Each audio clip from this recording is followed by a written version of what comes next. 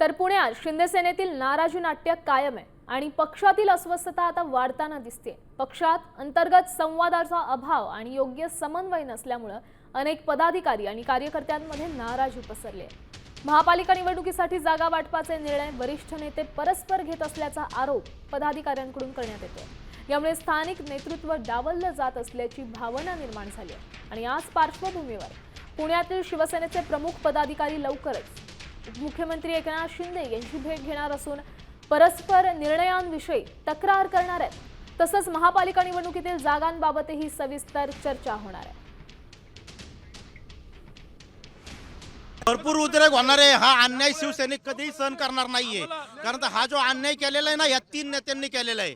प्रमोद नाना भानगिरे, विजय बापू शिवतरे, नीलमताई गोरे यांनी जे शिवसैनिकांवरती अन्याय केलेला आहे, परस्पर तुम्ही तिकडे ठरवलेली आहेत आणि काही लोक अशी बोलतात की भाजपने तुमची तिकडे ठरवलेली आहेत। भाजप ठरवणार का आम्हाला कोणत्या जागेतून लढवायचं? आता आम्ही गाड्या आडू म्हणजे आम्हाला जर न्याय मिळाला नाही तर आम्ही पुण्यात फिरून देणार नाही गाड्या नेत्यांच्या।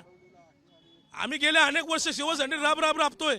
बाळासाहेब आम्हाला नाही म्हणायचे, जिथं अन्य घडत ना तिथं पाय मारा, त्यांच्याकडे दोन काने घालतात त्यांच्या आणि मग तुमचा न्याय तुम्ही घ्या, कळलं का? हा साहेब आम्हाला त्यावेळेस शिकवून गेलेले आहेत। आम्ही काय लेचे बेचे नाही, आता आले नाही आम्ही। मग एकनाथ शिंदे साहेबांनी म्हणले होते की राजा का बेटा राजा नहीं होगा, वही काम करेगा जो राजा होगा। त्या भूमिकेवर हे शिवसैनिक इथं बसलेले आहेत आणि नक्कीच एकनाथ शिंदे साहेब आम्हाला न्याय देतील, आम्हाला विश्वास आहे।